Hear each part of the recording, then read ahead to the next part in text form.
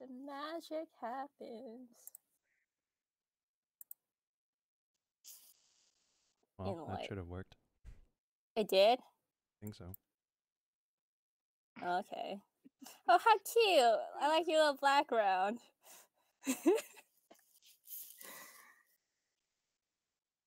Okay. So,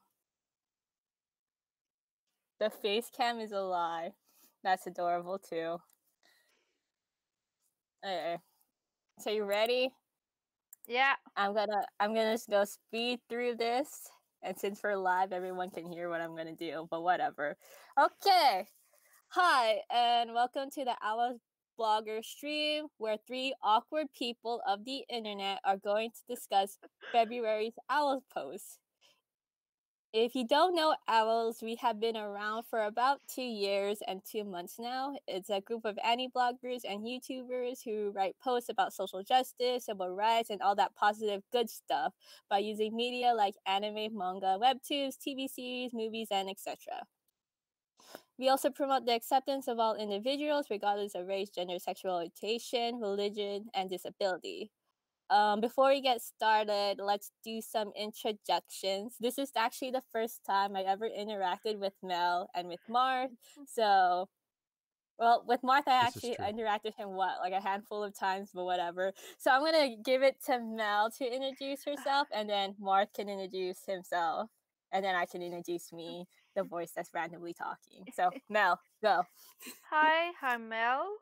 I'm the one running Mel in Animland. I'm part of the OWL team since late 2017. I believe I joined it in November for the I don't remember the name, but yeah, in November. I'm really awkward. Disclaimer: my English is even more awkward than I am. It's beautiful. Okay, Thanks. Marth. Okay, I'm Marth. I run Marth's anime blog. I didn't actually write anything this week or this month, and then why are you here? I don't know. I'm just kidding. Currently playing the role of guy behind the chair, and sure hope that all of this technical stuff works. Currently being held against my will, and no, you're not.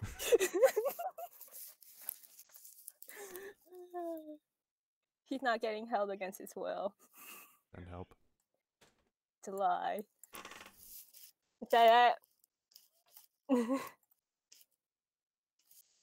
So, like, you will probably get, like, all their information on their Twitter and their blogs down at the comment, down there, that little information thing on YouTube later on, but it's cool.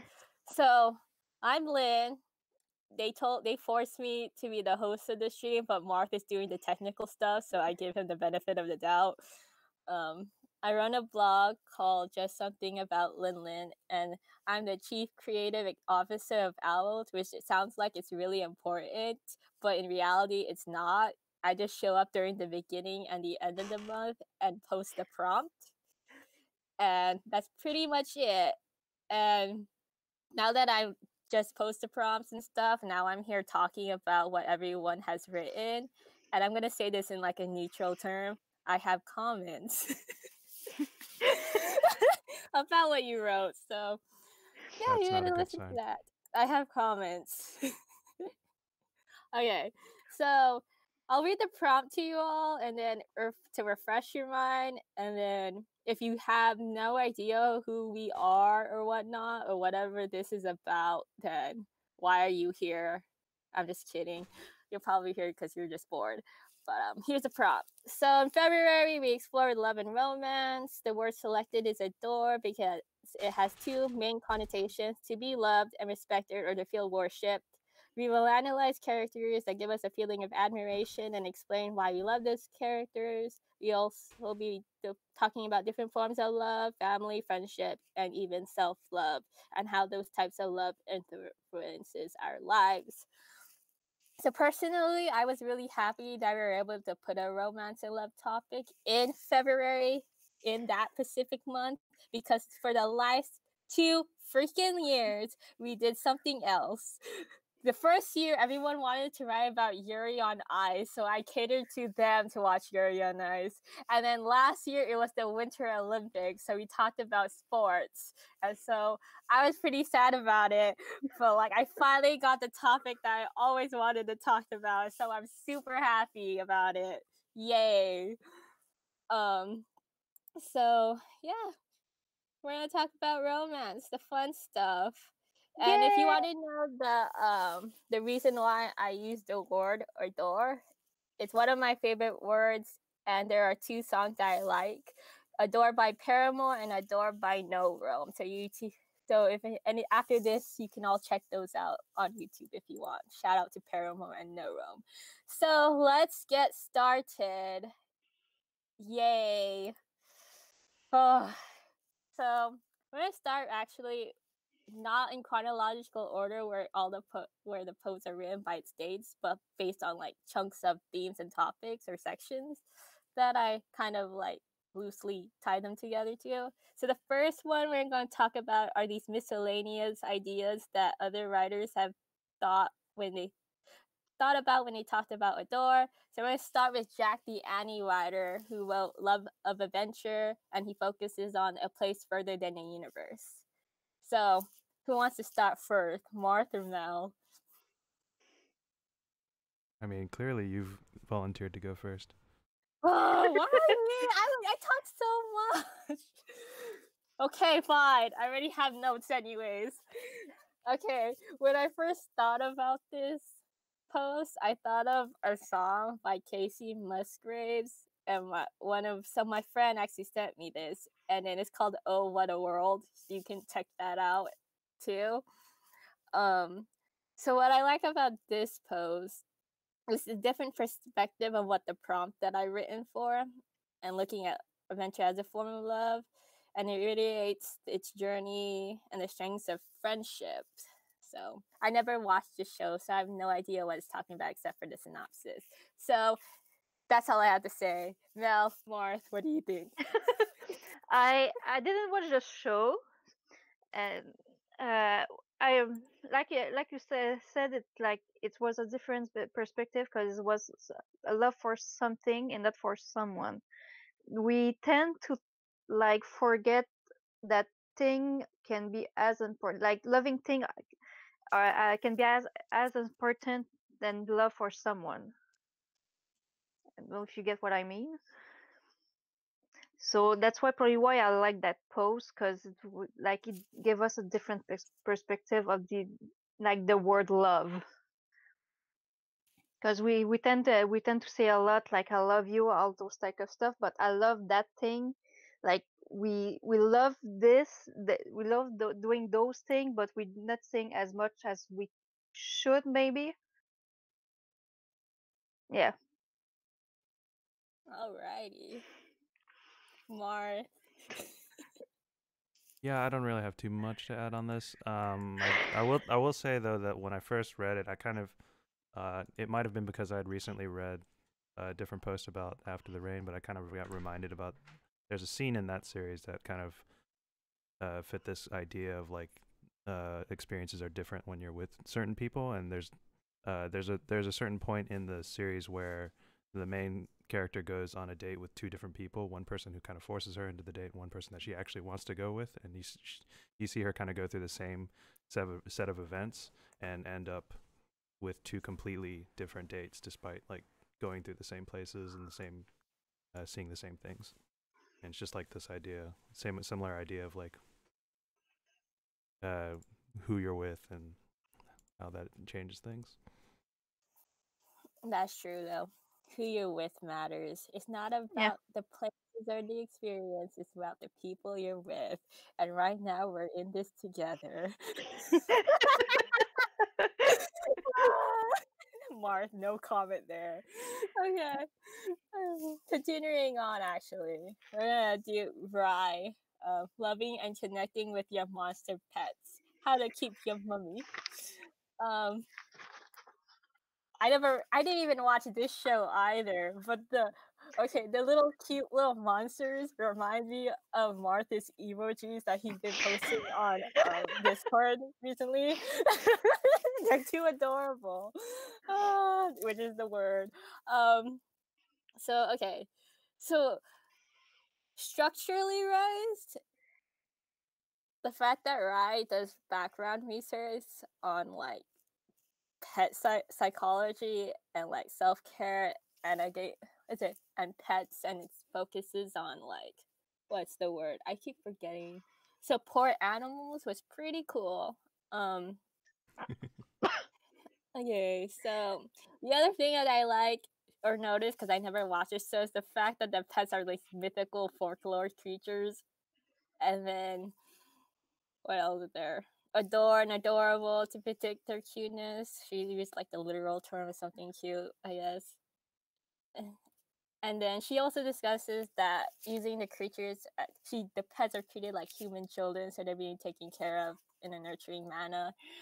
That's pretty much it that I had when I got that one. But So they're I'm gonna cute. jump in here. What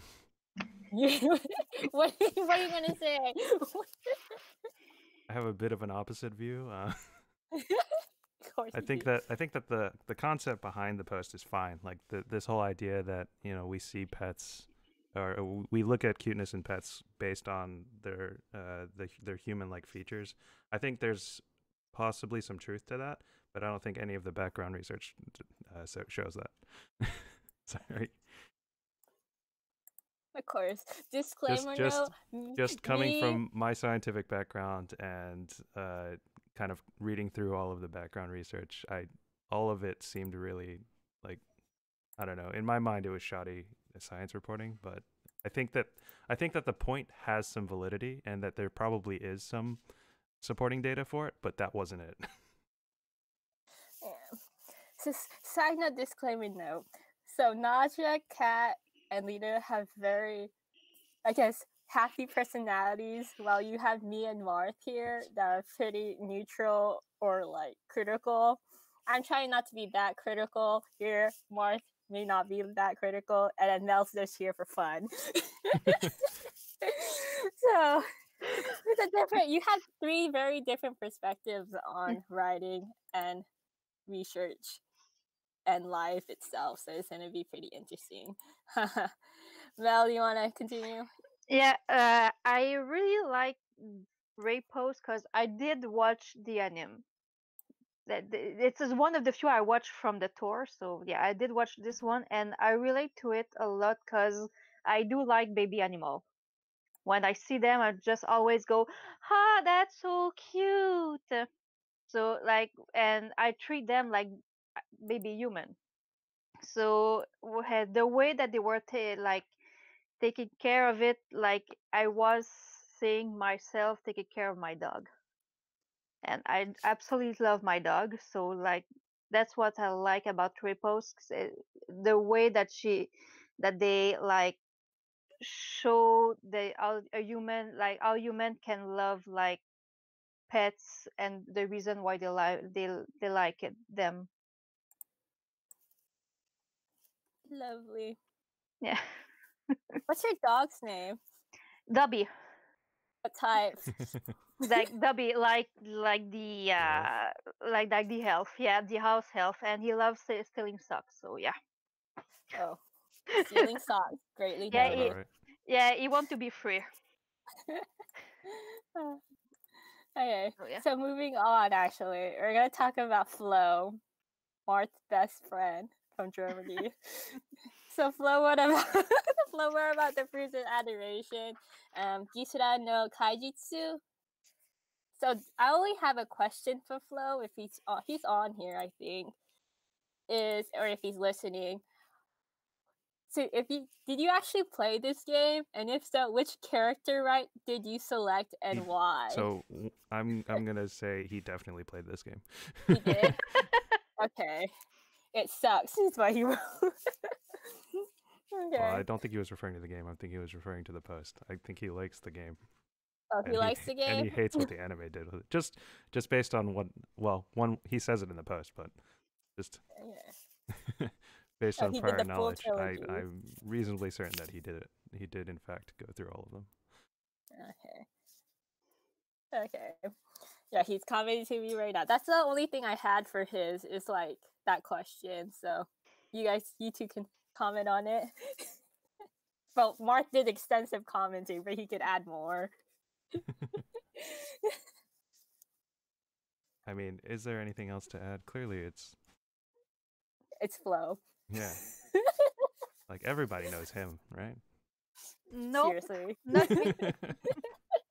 He's like the most popular guy.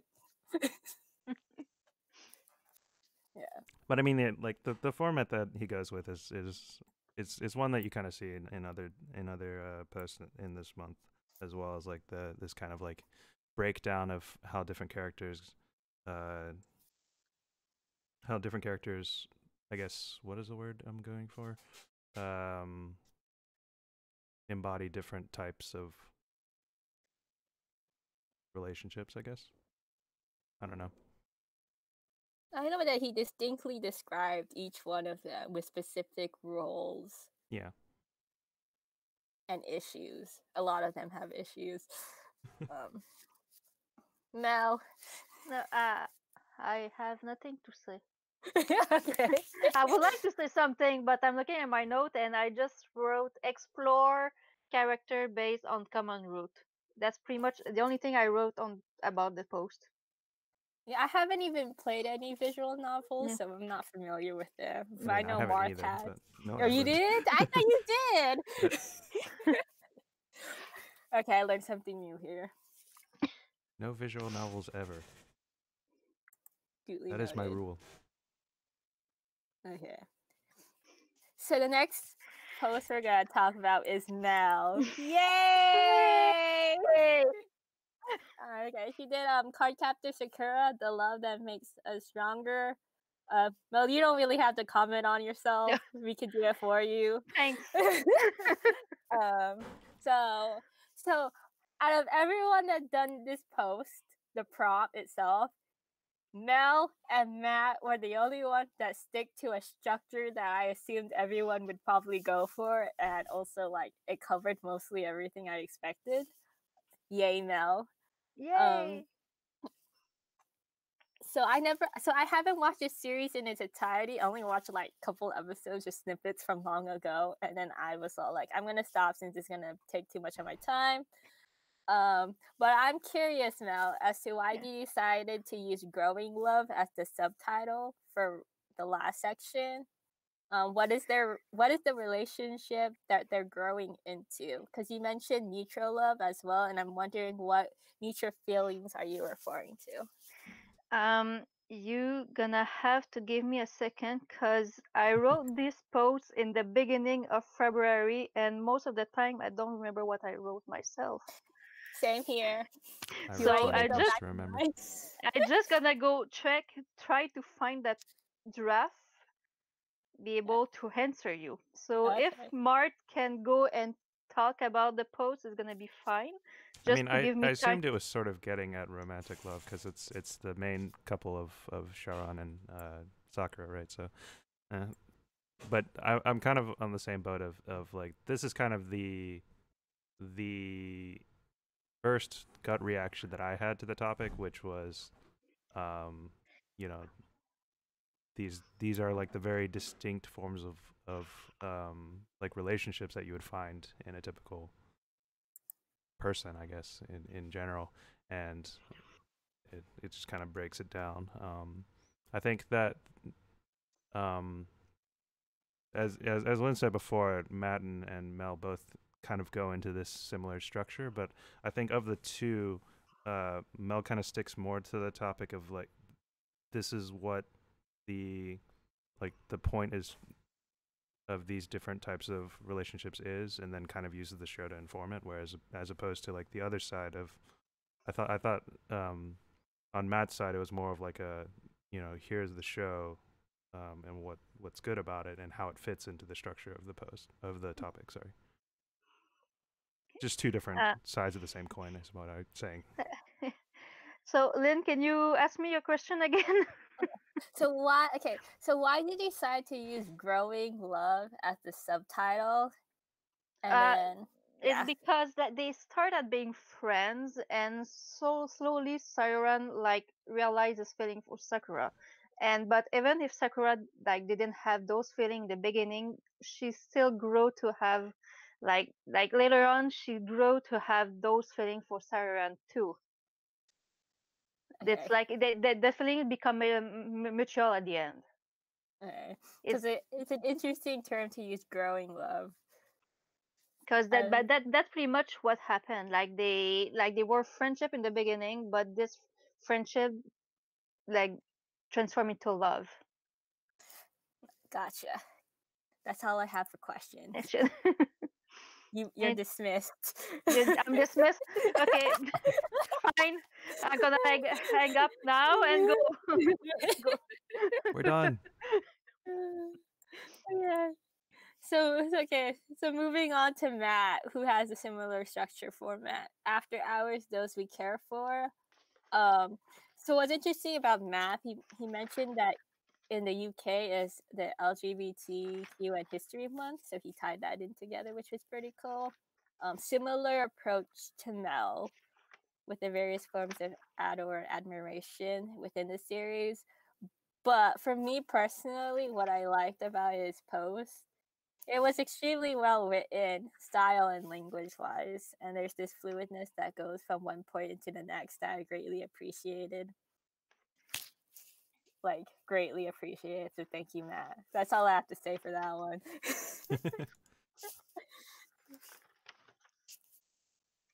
I think yeah, I've talked on this one a little bit already, so yeah. not gonna go too Mel. much more in. Okay. Yeah. Mel. I'm looking for my note. Everyone's looking for their notes. Yeah, I'm just like yeah, but where I This like is why wrote about it. I broke down my notes by whoever wrote the post. I can just click on the person who wrote the post and get to their. Oh, that cause everything is not it's written on a notepad. That's why. That's why I'm just switching the pages, but I don't find. No, I'm not able to find it. So I'm gonna go there. Um, I didn't read the manga nor see the anime. So friendship.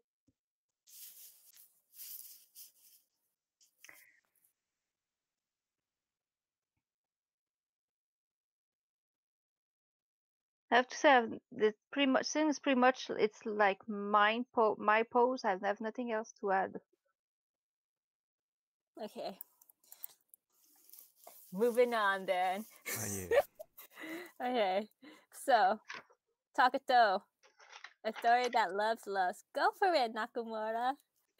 So, for this post, I really like that fact that Taku interpreted the art in the manga. So he did some close reading, Yeah, visual that was literacy. That was pretty cool. not what I was Uh, expecting from the first post I read. Yes. yeah. Okay, so I'm gonna quote him because I'm gonna quote Taku what he wrote. So Nakamura, enamored with his sparkling chestnut head, Hirose's large round eyes also make him seem more gullible, innocent, and inviting. A stark contrast to Nakamura's gloomy aura. And he also was the duality of Nakamura's expressiveness from the estranged, slim-eyed bully looking to this blushing, red-faced, obsessive weirder. Establishes an even stronger bond between Nakamura and the reader. I went to this seminar discussion on like manga and how manga is drawn with different types of lines represent different types of emotions and meanings, and like that little snippet that he wrote kind of reminded me of that, which I thought was pretty cool. Um, so there was one area though that I had a question within the sentence. Let me read, and it's when he says establish an even stronger bond between Nakamura and the reader. So my question for Taku, if you're there or you're ever gonna watch this, let me know. What specific bond are you referring to between Nakamura and the reader? I would like if there was a bit more explanation as to what you were referring, as to what bond or connection you had as a reader when reading this. So If you're there, Taku, let me know later on. But that's all I have to say.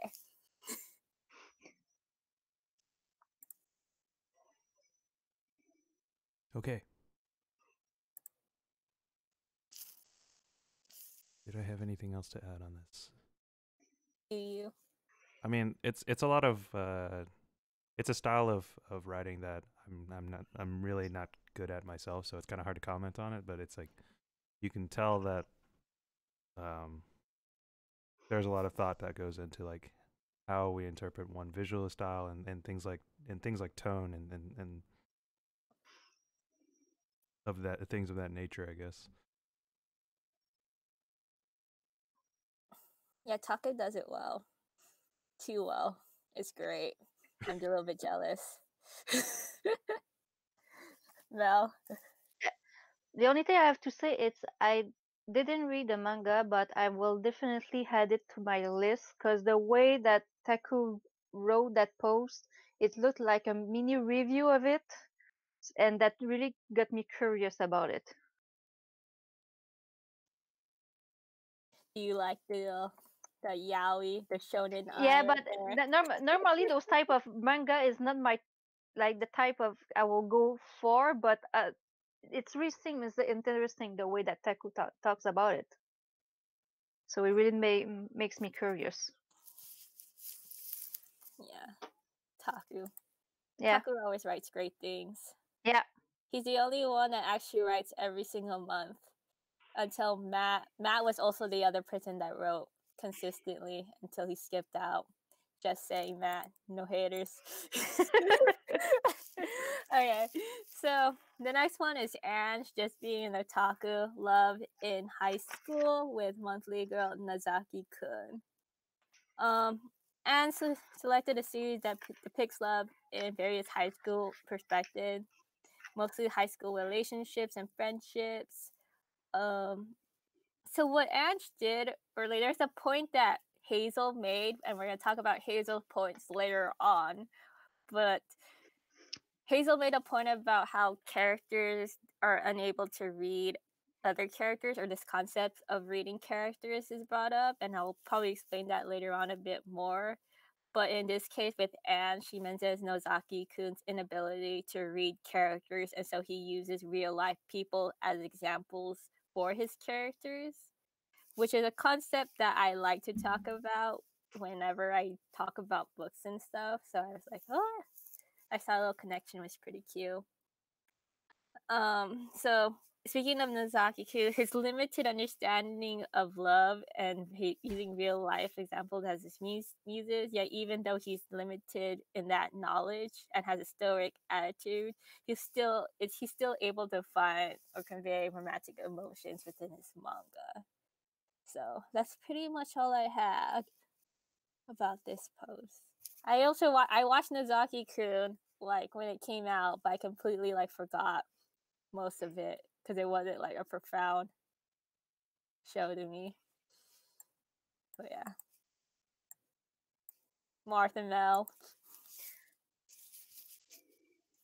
I don't really have too much to say about this one. Mostly came off as sort of character study sort of style of post, and yeah, I watched the show, and then I think that it does sort of fit the topic well, and yeah, I don't know. There's really not that much else I have.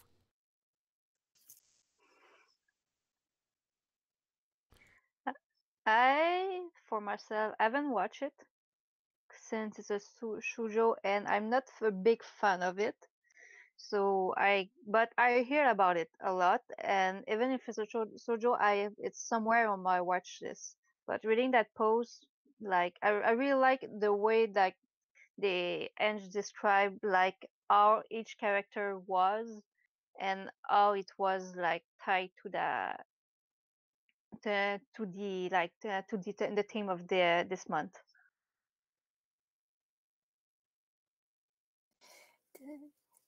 Okay. Yeah. Yeah, pretty neat. I need to rewatch that show anyways. Maybe I get a different feel for it, but it wasn't as great as the show to me. That's why I vaguely remembered. Okay. So Aria Anime Spellbook, the Mob Psycho 100 Guide to Relationships. So I like the Oh, this one. style, and Arya mentioned going for an unconventional post due to the fact that Mob Psycho has an unconventional style, and I could see it with the style of how he wrote the post. So the sarcasm in her post was pretty humorous and entertaining, and this is like my favorite line from her post. But does love always come with sexual desires?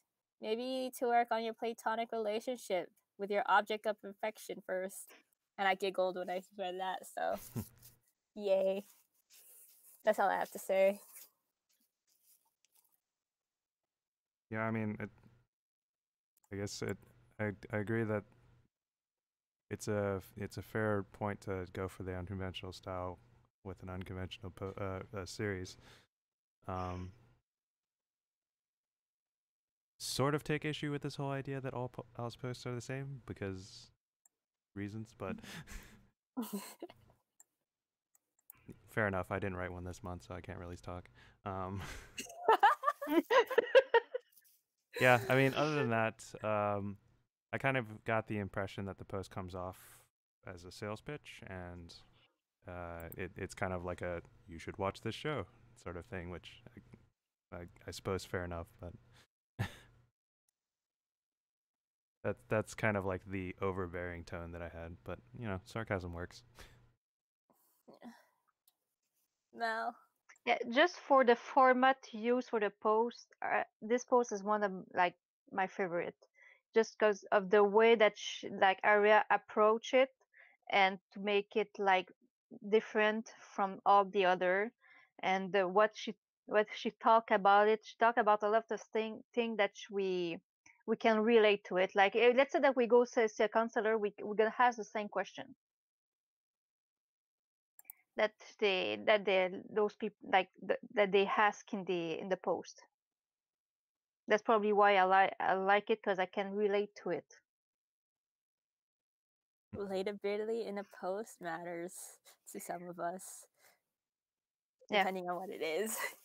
like when she is like when she talk about like the confidence about her in yourself. Like I don't have I have a low self-esteem, so like I can relate, go ask question about it. No, you don't. You're here with us. Yeah, but it's a mirror thing. You're here with us. That's a lie right there. So yeah. So moving on, we have Megan's Love Never Dies with Corpse Bride. I think I watched this a few years ago on like television. It was cute. That's all I remember about that movie. Um, there's a quote that she wrote that I liked. Iterate, if you truly adore someone, they'll always have a peace in your heart. If that's true. So she wrote that, and then my first comment to myself as I was reading that was, if that's true, I must have a lot. I'm just playing with you all. But so I think this reflects on the strength or the nuance of the water door, because you have like and then you have love in a, let's say, in a spectrum. With the door and admiration, I feel like it's somewhat in the middle, like there's neutralness to it, that it's strong enough to be something more, but also not strong enough and not to be alike. So it's around there, that area, if we were to do a spectrum of emotions here. So even if you don't love someone anymore, you can use I don't love them, but I can adore or admire them, so they still have this specialness to some degree to you, and you kind of keep those feelings in your heart. But rather than obsessing over those feelings, having someone in your heart to adore is like helps you grow into a better person, or actually loving yourself more. That's what the vibe I got. So yeah. Next, share. I don't really have too much on this. I think I had a hard time sort of getting it. Um, yeah, I got that sense of like of the message of love being about sacrificing for yourself as opposed to like being selfish. But I don't know. That's a theme that gets kind of tossed around a lot in different ways in different shows, so it's hard to really nail down. Usually in shows, they give you this big, gigantic sacrifice to prove someone's worth to you, when in reality, it's only these minor sacrifices that really matter. The consistency of your time to them. Just saying. But, yeah. Mel? The only thing I want to say about it is something that read in the post that I was just like, this is partially true. It's that is what real love is, being able to let someone go for their sake.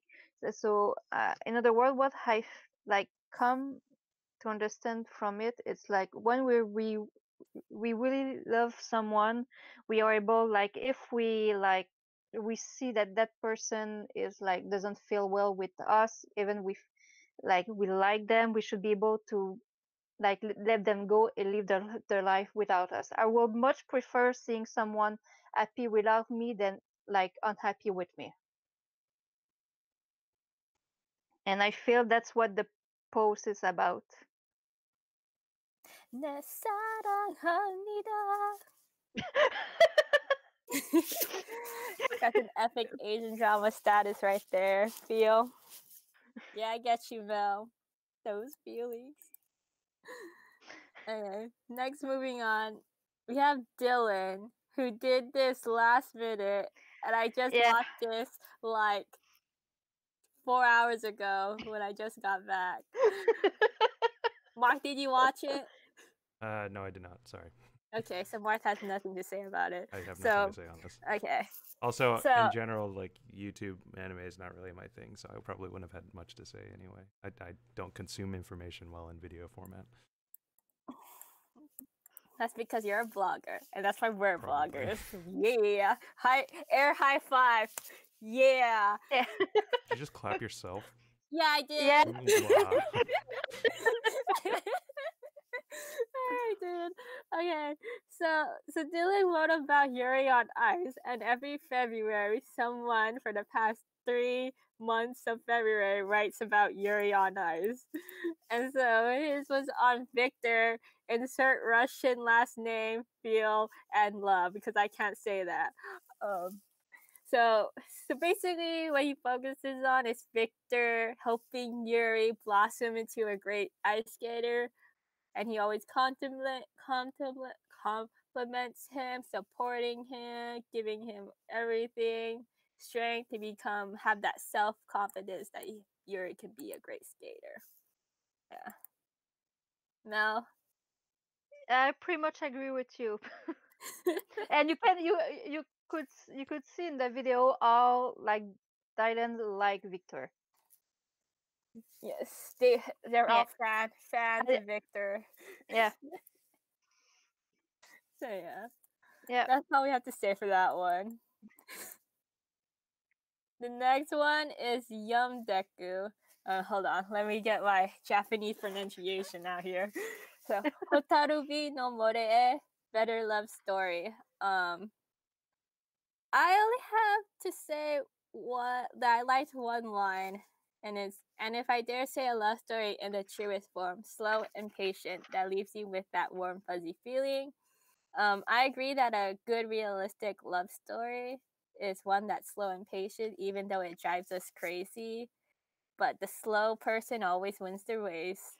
Um, so yo, so in this particular anime, it's more of this love that transcends from a physical form, and I think Mhm. Yomdeku was trying to capture that in his writing. And what that transcendence from a physical form of love is called a spiritual love, and it connects the emotions and souls of two people together. So it's not like a physical intimacy connection, but it's more of an emotional connection. And I'm using these terms physical love and spiritual love because I've been reading a book that talks about those two terms by Eileen Chang. So that's all I have to say. I'll skip my typical rant of what does spiritual mean, but we don't need your science thing. This is literature, okay? You can rant about it on Discord later, okay? I mean, if that's a legitimate offer. I feel like you're Anyway. gonna rant about it anyways.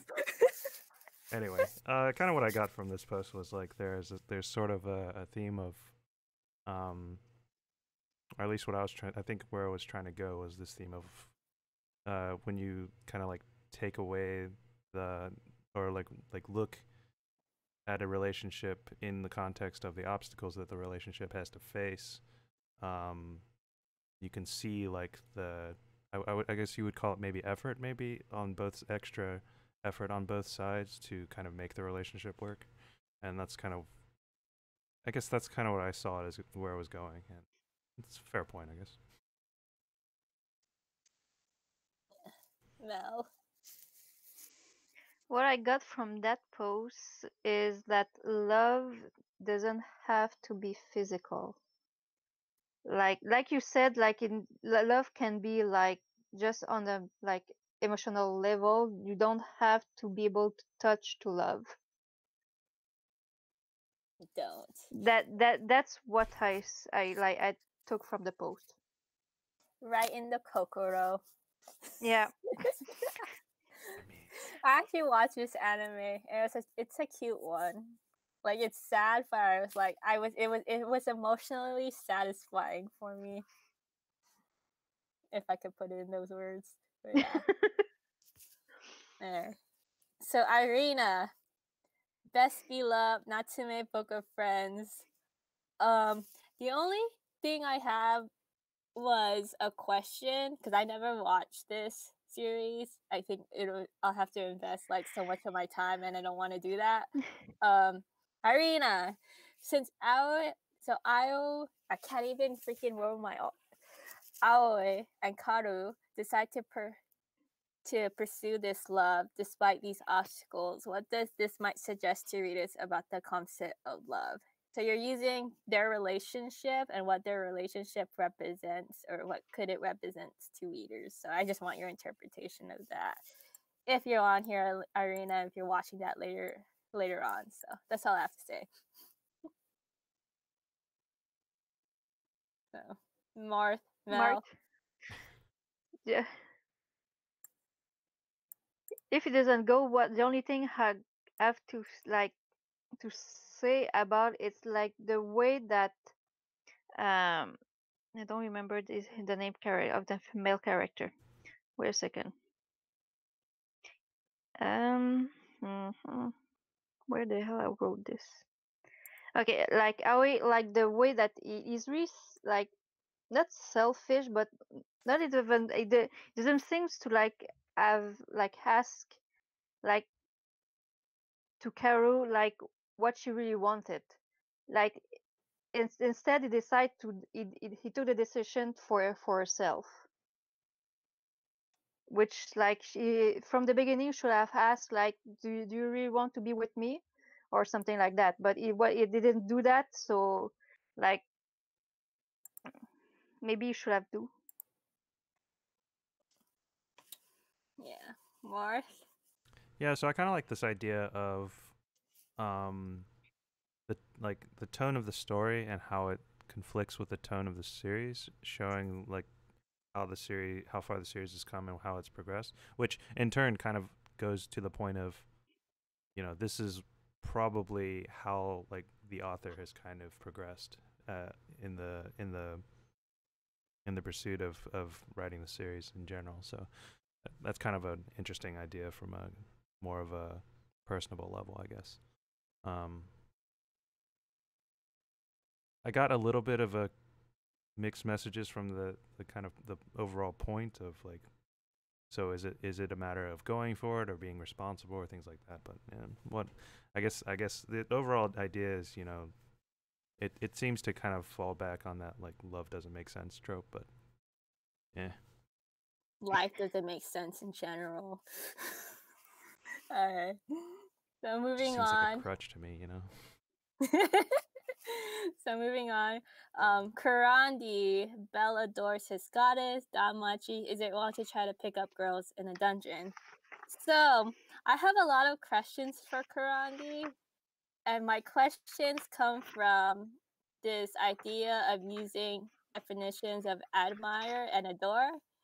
And I would have liked if you wrote in your post what your definitions were when it comes to admire and adore, because I was a little bit confused on how you were using it between the two relationships of Belle and Izzy and Belle and Hestia.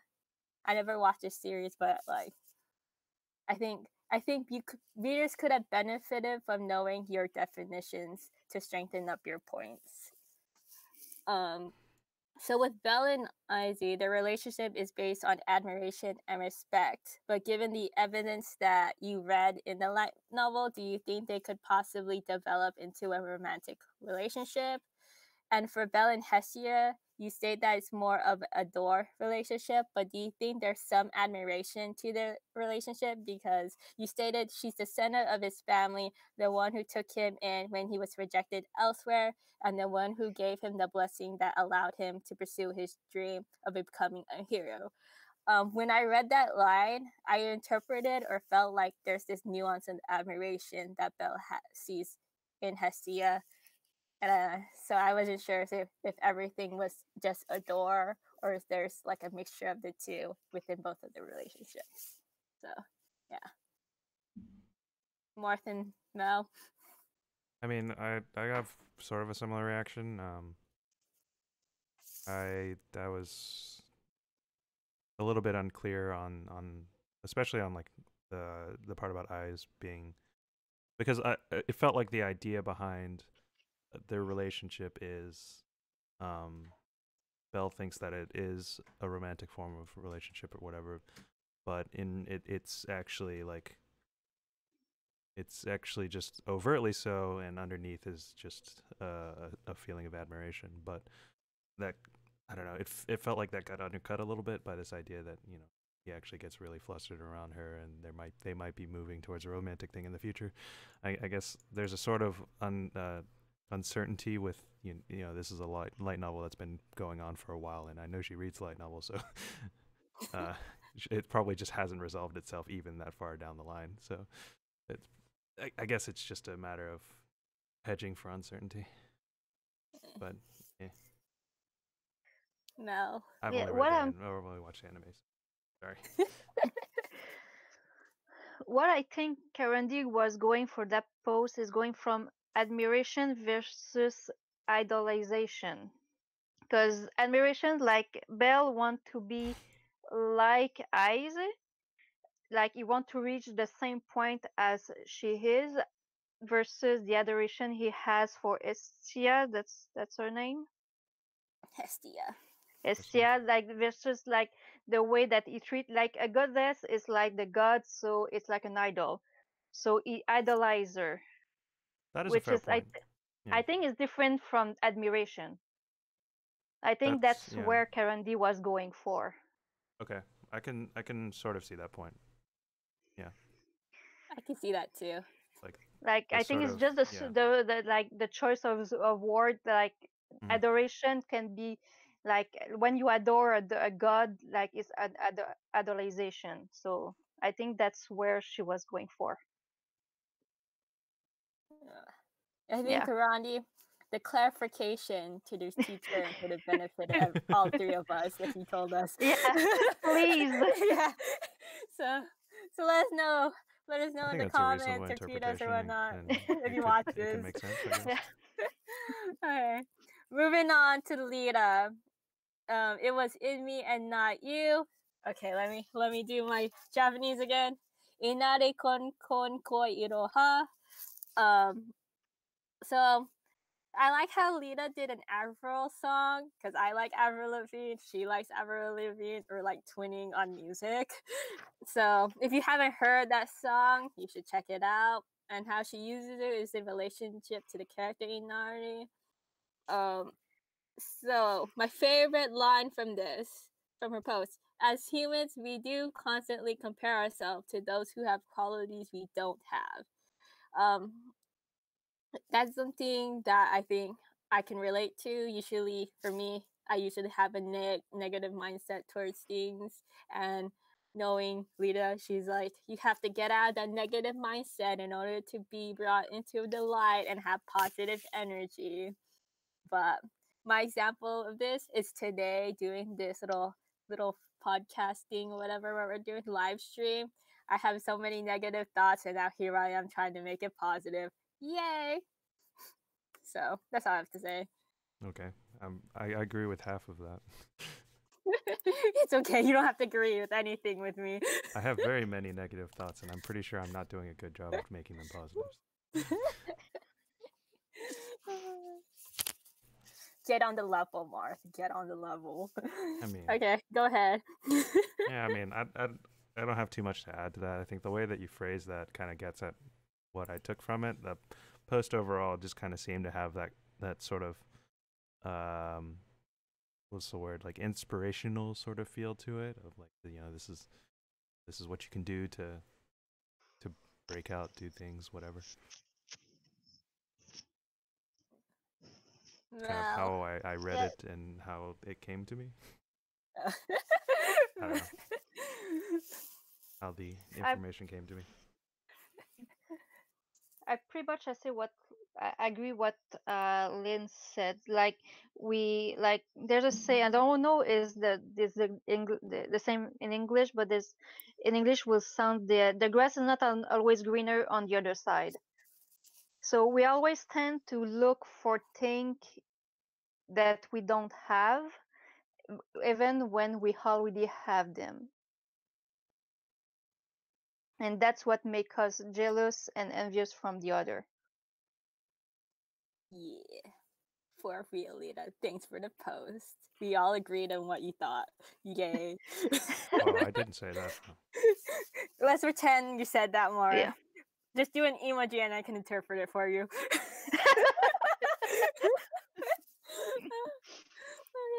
So yeah. So next is my post, but we can skip that one if you want to. No. Okay.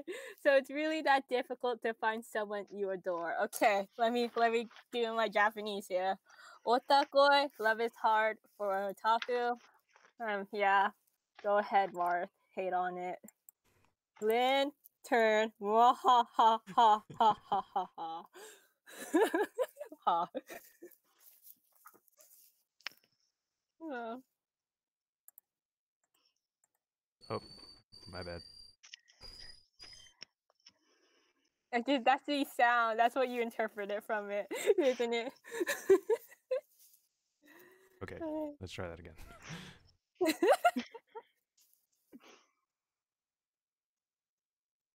Sorry. Yeah. So I took a few notes on this post and Why? and He's probably the only one. What? Why do you assume the worst? Why do you assume the worst? I always assume the worst from you. This is the post where I went through and just kind of, in general, kind of agreed with most of the points, right? Like, you can at least let me finish. Okay, I'll shut up, and then I'll cry in the corner. But yeah, I mean, like, I like the idea of, taking the overt message of the series of, you have an otaku and she ends up with another otaku. Otaku should date otaku, and then taking a different view on it by kind of like, I guess you could say, zooming out and looking at it at a higher level. And it's more of the idea of finding people that share your interests or are willing to explore your interests or know you well, as opposed to like the people that you hide from. Like, I think that's a good way to approach it. Come at me, bro. I have nothing to say. I'll just take it and leave it I at also that. have this note. What do you have? I feel viciously attacked by the assumption that I am an otaku. Oh, same here. I can't believe you would suggest that in the beginning line of your post. What? I don't even categorize myself that, but like whatever. Thanks, Marth. Yay. You get an air high five. Mel. Like what? Like you point out, I love like a view on like love and relationship. But what I remember the most about that post, it what you yeah, what you it's like almost a life lesson. You don't have to like hide who you are, you are. If you want, like it's I'll say it. Nowadays, we tend to hide who we really are to please other people. So we should that's something that I'm we on it. shouldn't have to do. Seriously, if they are not able to love us the way we are, they are not worthy of us. And that's what I remember the most from your post. Thank you, Mel. Let me Yeah. high five you. Thanks. Is she gone? in my defense or whatever, you don't have to like me because I don't really like you either. Yay. So yeah. Okay, we shall move on. Okay, Scott. Da da da da. Da da da da. His or her circumstances, love is complicated. So the next few ones are really sad. We started off really happy, and then we're gonna go sad because I like the sad ones. So Scott focuses on his and her circumstances. It's an interesting anime that Scott picked. I haven't watched it, but I'm curious now from what he wrote. Okay, so Scott, I kind of wish you expanded a bit more on the theme of idolation that you mentioned in the conclusion. Like you just like briefly mentioned it. And I could see how idolation could be a dangerous concept within this particular relationship because from both main main girl and main guy, I feel like there's this sense of codependency from what you I feel there's this sense of codependency that which you explained. Um, and I think by having and talk about a little bit more of this idolation and codependency, it would like really shift that definition or perspective you have on the term adore. Oh my god, is that cream puffs? I love cream puffs. Oh, side note, side story. Okay, so I went to the mall today, and then I was like, oh, I was gonna check that there was this cream puff beard papas, right, at the mall. And then when I looked, right, it closed saying beard puff are coming soon. So they're remodeling, and I was really sad. But side note, cream puffs are good. Okay, next, Marth Mel. I'm finding more pictures of Paige. Okay, Mel, you can start, and then. Okay. I like because when I was reading Scott post, the place I like stuck the most for me, it's when he talk about how um the male character decide to control the female character. Sorry, I don't remember the name. I'm really bad with name if I don't note down, write down. So like that's reminding me like what's happened with my godmother. And like while you like love can be really blind.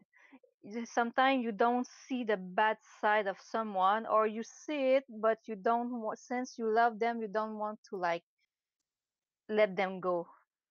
And that's what the post like that's what it's reminding me, like what my godmother had to go through.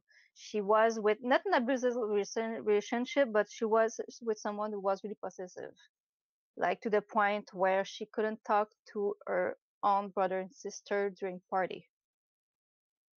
So that's what the post reminding me. Yeah. Nice. Yeah. Donuts. Marth, you ready? In a sense. In a sense. I don't think that I have anything too much to add. I think I had a little bit trouble with how because it's kind of the post kind of starts off with kind of a breakdown of each character and how they have similar circumstances but really don't, and and then kind of ends with a breakdown of like, here are the conclusions we can draw from this, but I don't know. I couldn't personally see the link between the two. That's kind of how I approached it, but I guess the contrast between the two characters is kind of interesting to me. I'd be more interested to learn more about it, but and like kind of where it goes, because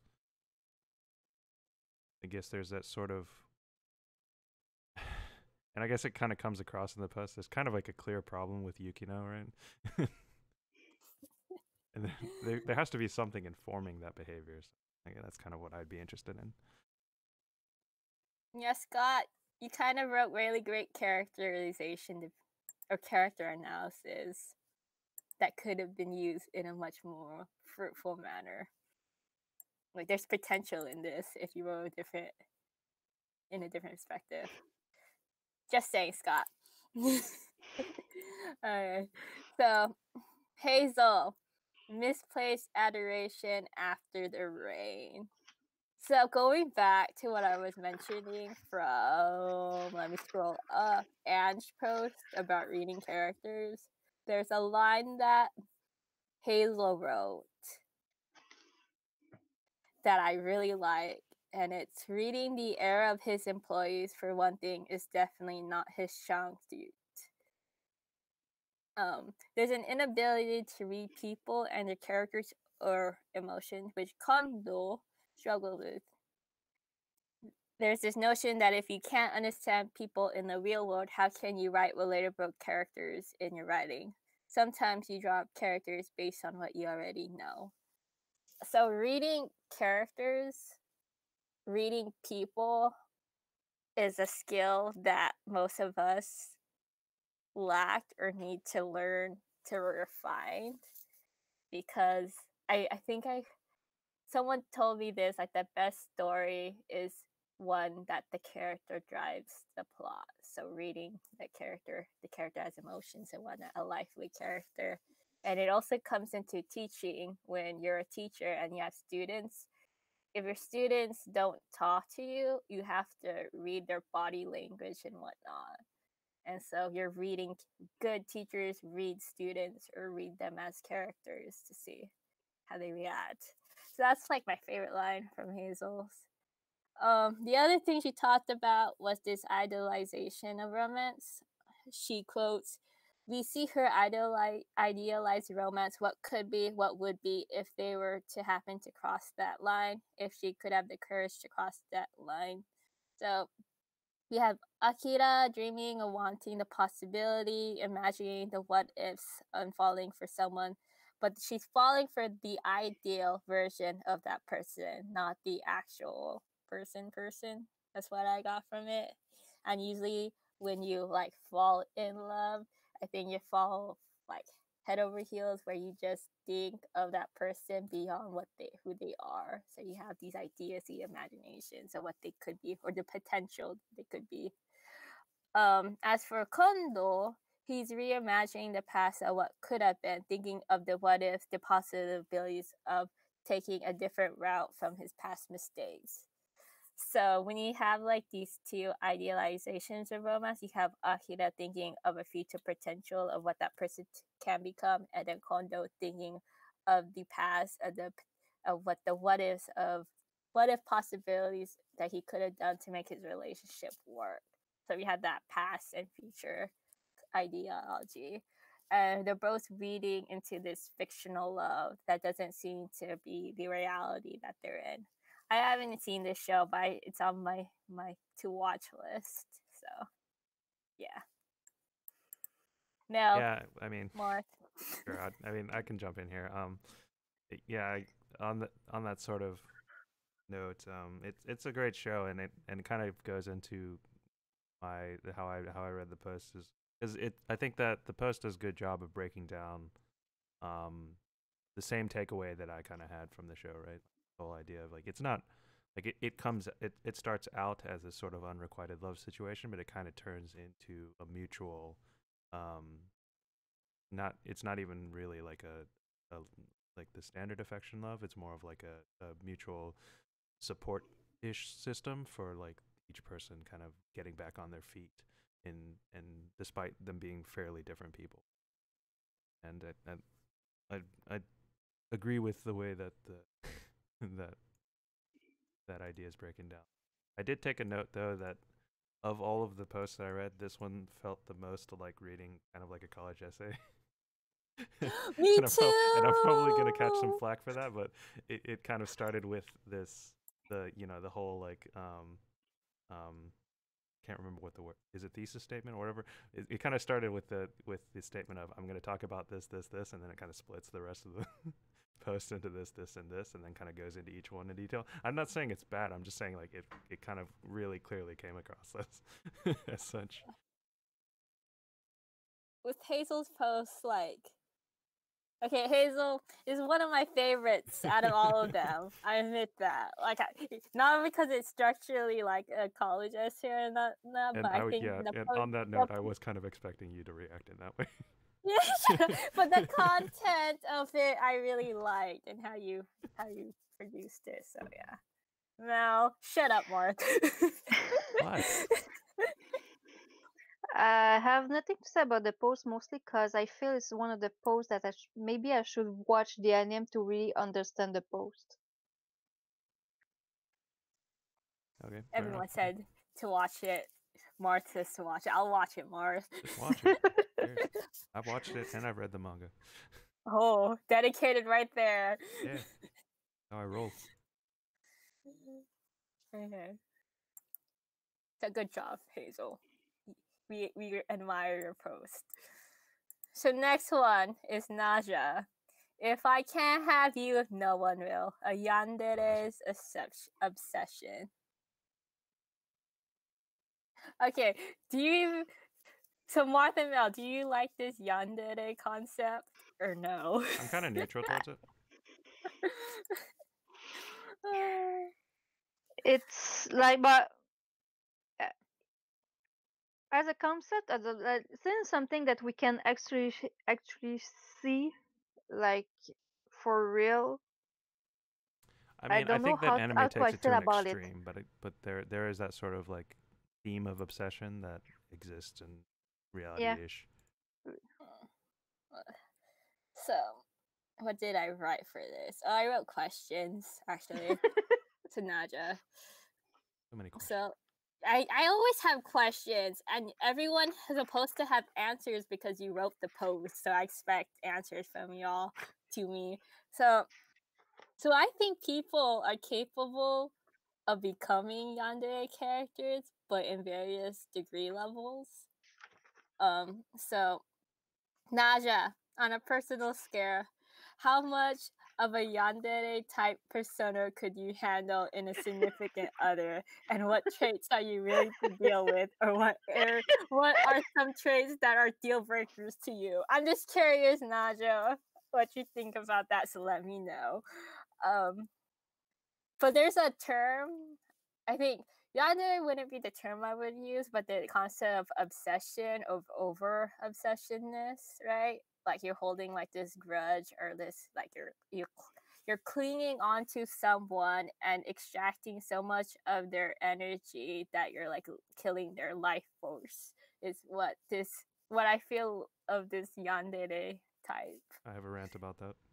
So if you have a rant about that, you can rant it on Discord later on, okay? Not here.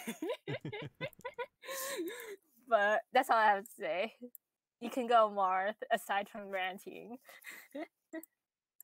Yeah, I mean, like I think I have here. Basically, my takeaway here was it kind of the post kind of came off as sort of like a case study of like the yandere thing, which I guess it's one way to go about it. Okay. It's kind of broadish and goes over themes, so I don't really have too much to say. I mean, I sort of agree that this is what they are, but I'm not admitting to being a yandere. what are you talking about? I don't know what you're talking about. You're just talking, saying random stuff now. I don't understand. You clearly typed that out, okay? what you're talking about. In my own little computer right in front of you, if we're like face to face, I'm flipping you off right now, Mars. Send help. No one's sending help to you. Mel's not gonna save you. No, Mel. deal with it alone. Okay, Um, Mel, your turn. uh, I like Danja post because it was really informative for me, at least. I like how she like get through explaining what a yandere is. Because like while we all otaku, we not all not all otaku. Like we are all anime fan or manga fan. We did not everyone like get through like to meet a yandere character. So she did a really good job to explaining what is it and where it's coming from and what to not do to set them off. And from Naja's characteristics, I am not a yandere. The end. That's the end of the story. But now we're going to talk about more of yandere and crazy people with Dale's School Days, The Dark Side of Love. Okay, so I watched School Days and I absolutely hate it, and I have the reasons why I hate it, but at the same time I like talking about it because I understand like there are certain like topics about it that makes interesting discussions and whatnot. Um, and all I have is a question for you, Dale, because Dale, although you hate Makoto, do you think you can find sympathy with him and his situation? He made mistakes and selfish decisions, but he's still an immature high school student. I mean, all of them are, and they don't seem to understand the concept of love. The women in Makoto's life see love as this spiritual and emotional connection, but Makoto shows love, but it's in a physical perspective. Makoto is a character that struggles with resolving his problems, and the only thing he was able to think of is running away and ditching Sekai. So, sympathy, yes or no, Dale? And you can let me know either when you watch this or on Twitter. So, Marth, Mel. Yeah, I think I read this fairly close to reading Naja's, and I kind of noted similar themes. It's kind of takes that idea and just applies it to a single show as opposed to being a more general case study. And yeah, I guess I kind of got the sense that the idea was, you know, pointing out what elements break from the standard romance, and yeah, I, I didn't really have too much to add on that. Except Okay. Dale, nice boat. It is a nice boat. It is a nice boat, Mel. This pose is kind of similar. Like it's like the extreme of Scott pose, because once again, it's about like love can make you blind.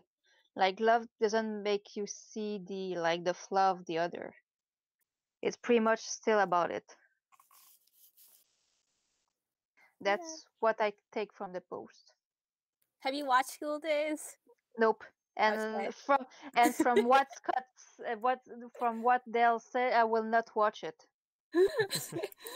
Nope. You I've watched read it, I've right? read various summaries of this series, but I've never You actually never watched all watched the way it? through. Okay. It's a bit I mean, past my time, or it's a bit before my time. Sorry. uh, it's not before your time. I watch it now. Okay. Yeah, 2007 is like a year before my time. Right in 2008. Oh, okay. Yeah, good to know. It's only a year. It's like right when Oron High School Host Club came on. I don't know what to tell you. I apologize deeply for my mistake.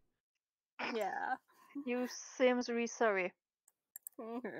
So the last post, we're gonna finish off in a high note. Not really a high note. It's like whatever. Crimson's My Love, the Psychological, and she used various webtoons. So Crimson and I are somewhat similar, Like, I like reading romance literature involving characters that don't get what they want and they go through extreme measures of depression or obsession to try to get it. And also the fact that I like her little personal story at the end where she has this confusion about what does it mean to say I love you. 사랑해. But yeah. 사랑해. Lynn takes control of the conversation. Again, Mars, I'm flipping you off. Okay. Well, Mars, who would like to go? I don't really have to say about this. Did you even read it? Sort of, yes. Look, I've had a lot of posts to read. Let's just say yes, I read it. Didn't mean No. I take anything from it. I mean, I like the psychological drama genre a lot too, but mostly because it kind of gets at the idea of, you know, these are the background events or just, you know, general behavior tendencies that inform a person's actions. That style of storytelling is me. Unfortunately, I don't read that much manhwa, so I don't actually know many of the comics. You need to watch you need to read manhwa. They're just so boring, you know. They're not bored. They're a different style, actually. They're a different style, and they take forever to tell their story. Okay, getting off topic. Well, What I mainly took from Crim Post is like some really good recommendation that oh I yeah, will. she did. She put Yeah, some like good ones. I will not read Killing Stalking because I already know about it, and I'm not like I don't think I'm gonna continue it. But the two others seems really interesting. Like mostly the Uncomfortable Truth. This one I will probably try to see if I can read it somewhere. She picked really good ones. Yeah. Strange ones. Very disturbing. But would I read them? Maybe if I'm that bored, Crimson. But she wrote some. She made it seem like you should read it, like recommendations. So good job, Yeah. Crimson. Okay. I think that's all. We're there. We're done. I didn't skip anyone. If I did skip anyone, I'm sorry. But that's all I got on Twitter and on the blogging site. So, okay. Before I end with announcements, Mel and Marth, would you like to say goodbye to the 11-ish people or 10-ish people that are watching? Goodbye, everyone. It was a nice life, but you know, things happen. Bye bye. Love you all. Do you don't say those things? That's supposed to. All I know is Mars is probably gonna yell at me. Like I have some disagreements on what you're gonna say, what you said on here. So this is what I think. I don't Okay. know. I've always thought that I was too nice for that. Liar. Nice hashtag nice guy Mars. Okay. So that's it. So it's great having Mel and Marth here, and I hope everyone out there listening had a good time as well. If you want to know about OWLS, our post, or even join our group, click the links down at the bottom, which will probably be there once like Leader or Crimson or whatnot, whoever's gonna do it, will do that. And also, you can get in contact with us on Twitter at OWLS Bloggers. So you can do that too. And if you want to make a prompt suggestion, you can DM me on Twitter at Linlin Says. Or you can follow, or if you want to follow me, Mel or Marth, we have Twitters too. They have Or if you want Twitters to make a that stream blog. suggestion, you should also DM her. A stream suggestion? You should also DM her very adamantly and judiciously. Shut up, Marth. Shut up, Marth. Okay, so I hope you all had fun this evening, and we'll see you again on the next stream, whether it's me, Mel, or Marth, or someone else. Hell and then, no. Oh, okay. Mel decided that she's never gonna do this again. I got you. At least she did it, unlike some people. Scott, if you're still watching, Taku, calling you out there too.